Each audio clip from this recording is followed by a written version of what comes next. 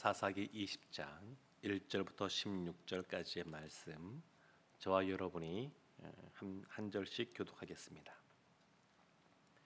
이에 모든 이스라엘 자손이 단에서부터 부엘세바까지와 길르앗 땅에서 나와서 그 회중이 일제히 미스바에서 여호와 앞에 모였으니 온 백성의 어른 곧 이스라엘 모든 지파의 어른들은 하나님은 백성의 총회에 섰고 칼을 빼는 보병은 40만 명이었으며 이스라엘 자손이 미스바에 올라간 것을 베냐민 자손이 들었더라.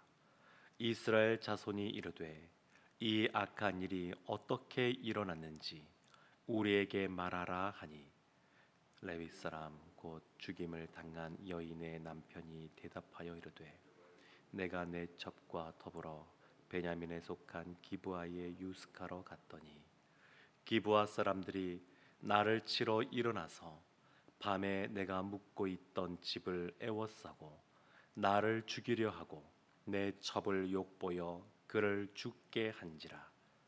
내가 내 첩의 시체를 거두어 쪼개서 이스라엘 기업의 온 땅에 보냈나니 이는 그들이 이스라엘 중에서 음행과 망령된 일을 행하였기 때문이라. 이스라엘 자손들아, 너희가 다 여기 있은즉 너희의 의견과 방책을 낼지니라 하니라. 모든 백성이 일제히 일어나 이르되 우리가 한 사람도 자기 장막으로 돌아가지 말며 한 사람도 자기 집으로 들어가지 말고 우리가 이제 기브아 사람에게 이렇게 행하리니 곧 제비를 뽑아서 그들을 치되 우리가 이스라엘 모든 지파 중에서 100명의 10명, 1000명의 100명, 10,000명의 1000명을 뽑아 그 백성을 위하여 양식을 준비하고 그들에게 베냐민의 기브아에 가서 그 무리가 이스라엘 중에서 망령된 일을 행한 대로 징계하게 하리라 하니라. 이와 같이 이스라엘 모든 사람이 하나같이 합심하여 그 성읍을 치려고 모였더라.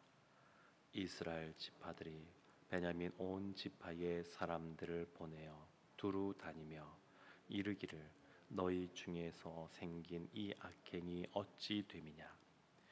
그런즉 이제 기브아 사람들 곧 그 불량 배들을 우리에게 넘겨주어서 우리가 그들을 죽여 이스라엘 중에서 악을 제거하여 버리게 하라 하나 베냐민 자손이 그들의 형제 이스라엘 자손의 말을 듣지 아니하고 도리어 성읍들로부터 기브아에 모이고 나가서 이스라엘 자손과 싸우고자 하니라.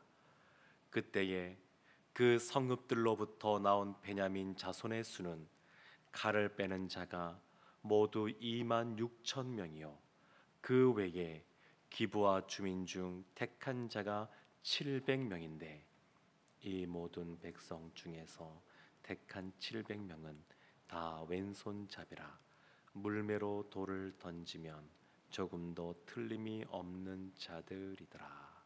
아멘.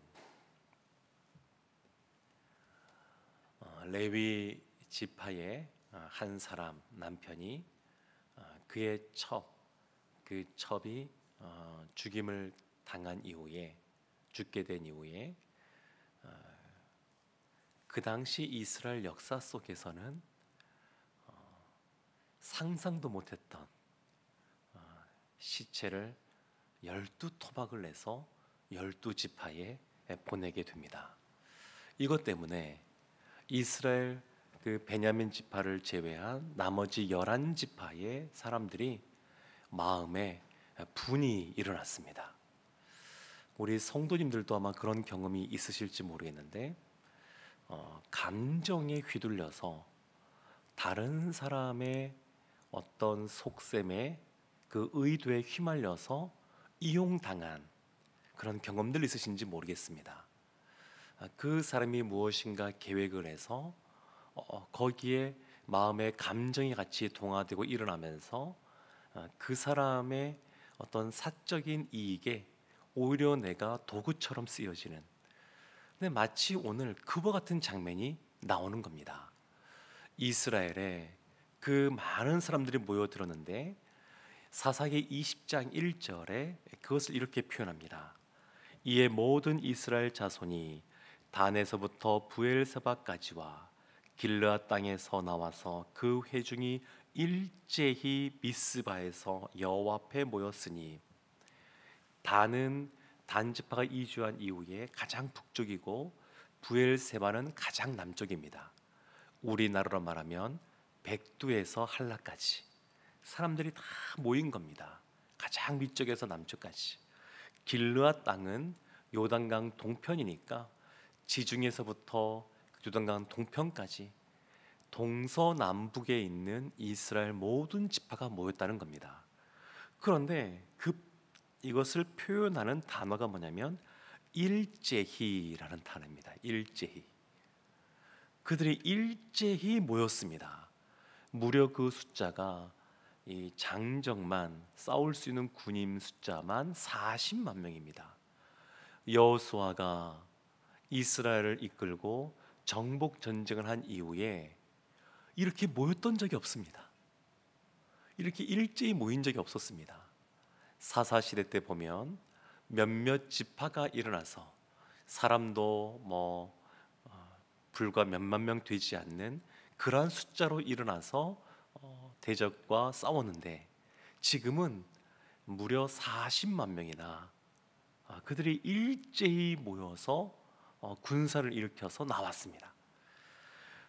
이유가 뭐냐면 그 레위 사람이 아주 엽기적이라고 볼 수도 있는 시체를 토막내서 보낸 그것 때문에 그들의 마음에 아주 분이 일어나고 참담함이 생기고 그러면서 일어났습니다. 그래서 이 레위 사람에게 묻습니다. 어떠한 일이 벌어졌느냐? 5절 말씀 보면 그 레위 사람이 이렇게 말합니다.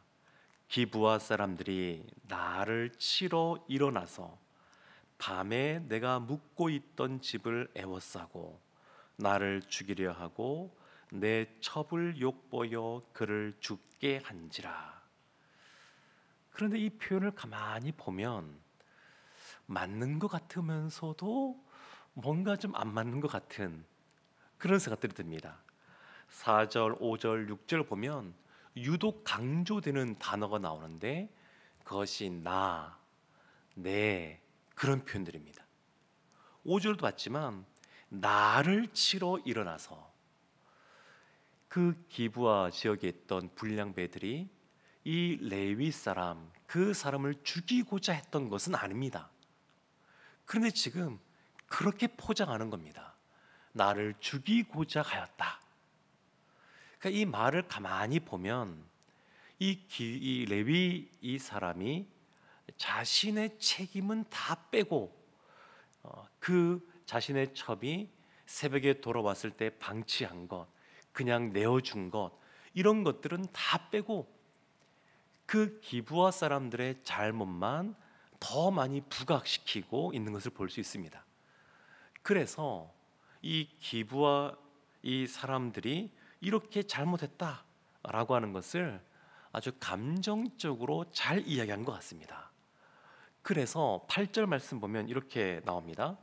모든 백성이 일제히 일어나 이르되 우리가 한 사람도 자기 장막으로 돌아가지 말며 한 사람도 자기 집으로 들어가지 말고, 여기서 누구도 돌아가지 말고 제비를 뽑아서 우리는 무려 40만 명이나 되니까, 그리고 베냐민 지파의 군사라고 해봐야 2만 6천 명이니까 10분의 1만 우리가 제비를 뽑아서 4만 몇 명 가서 징계하자, 이렇게 이야기를 하게 됩니다. 근데 이들이 마음에 분이 일어날 만큼, 이렇게 합심해서 무엇인가 할 만큼 레위 사람이 말을 참 잘한 것 같습니다. 사람들의 마음을 움직이는 겁니다. 지금 이 레위 사람은 이스라엘이 지금 총회로 모이게 되는데, 비상총회로 모이게 되는데, 지금 이 비상총회를 소집하고 그들로 하여금 베냐민 지파를 또 싸우고 그들과 싸우고, 이 모든 것을 이 레위 사람이 다 조장하고 있는 겁니다.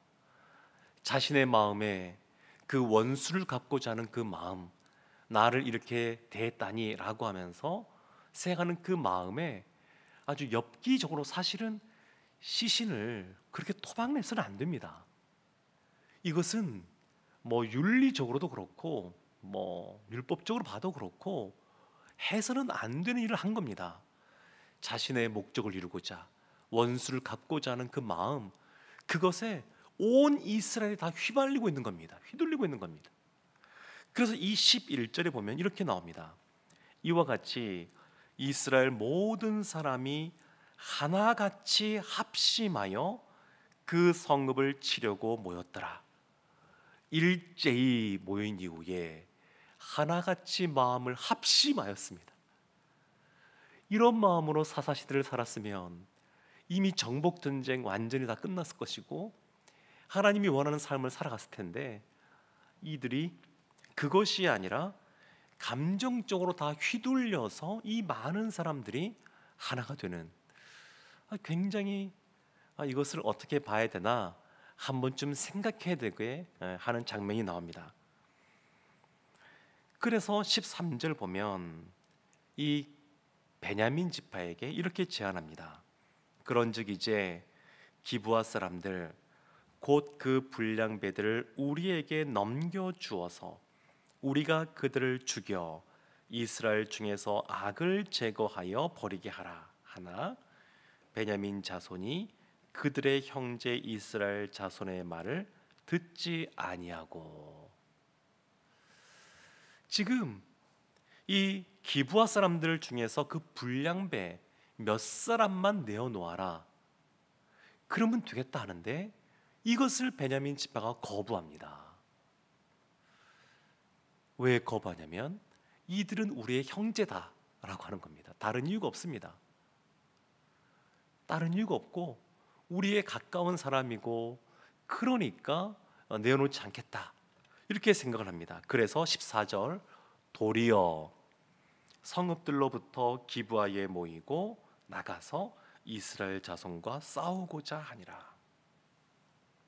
사랑하는 성도 여러분, 이스라엘 비상총회로 모인 이 이스라엘 11지파도 사실은 모여서 무엇을 해야 되냐면, 사람들이 모여서 일제히 합심하여 무엇을 결정한다고 그것이 다 하나님의 뜻이 아닐 수가 있습니다. 하나님 앞에 자신의 민족의 형제의 이런 잘못이 있으면, 미스바라고 하는 것은 나중에 사무엘 시대 보게 되면 다 같이 모여서 대각성 회개를 했던 그러한 장소인데, 하나님의 말씀을 기준으로 삼아 먼저 회개하며 그렇게 나가야 써야 됐었습니다. 지금 이 사건 속에서 보면 이들이 여호와의 백성의 총회로 모였다고 말하지만 하나님에 대한 언급이 없습니다. 판단의 기준이 말씀이 아닙니다. 이스라엘 총회도 이 한 사람에게 휘둘려서 그들의 마음의 감정이 일어나는 대로 판단하였습니다. 그리고 이 레위 사람은 더합니다. 이스라엘 총회, 그 비상총회를 소집하는데 그것을 자신의 사적인 어떤 이익, 유익, 원수를 갖고자 하는 마음, 복수심, 이것에 그것을 이용하는 겁니다. 하나님의 교회, 이 공동체에서 이와 같은 어떤 모임을 가질 때에는 아주 공적인 것으로 다 이루어져야 되는데, 개인적인 사적인 무엇인가를 이루고자 그것을 활용하고 이용하는 이런 안타까운 모습이 나타납니다. 베냐민 지파도 그렇습니다.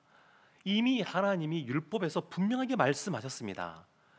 신명기 말씀을 보게 되면 19장 11절부터 13절에 이 도피성에 대해서 말을 하는데, 도피성은 누군가를 우발적으로 의도한 것이 아니라 실수로 어쩌다 보니 살인했을 경우에 그 사람이 피해서 목숨을 구할 수 있는 그러한 제도입니다.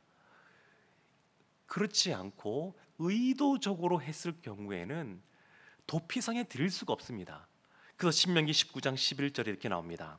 그러나 만일 어떤 사람이 그의 이웃을 미워하여 엎드려 그를 기다리다가 일어나 상처를 입혀 죽게 하고 이 한 성읍으로 도피하면 그 본 성읍 장로들이 사람을 보내어 그를 거기서 잡아다가 보복자의 손에 넘겨 죽이게 할 것이라. 내 눈이 그를 긍휼히 여기지 말고 무죄한 피를 흘린 죄를 이스라엘에서 제하라. 그리하면 내게 복이 있으리라.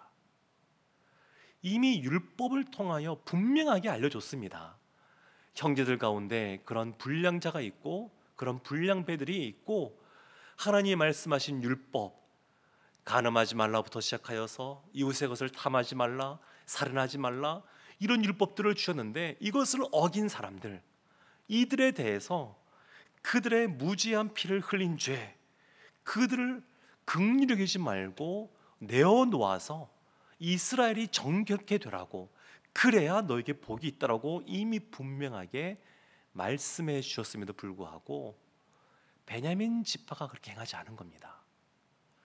그러니까 늘 판단에 있어서 한 개인이든 또 미가엘 집안처럼 집안이든 단지파 같은 그런 지파든 아니면 베냐민 지파든 또 이스라엘 11지파처럼 총회로 모였든 다 각자 소견에 옳은 대로 행하고 있는 겁니다. 말씀이 기준이 아닙니다. 사랑하는 성도 여러분, 성도는, 신자는 말씀의 검, 그 말씀의 검을 가지고 말씀의 검으로 싸우고 삶을 살아가는 하나님 나라의 용사인 줄로 믿습니다. 늘 우리의 원칙, 기준, 그런 것들이 하나님의 말씀이 되어야 됩니다.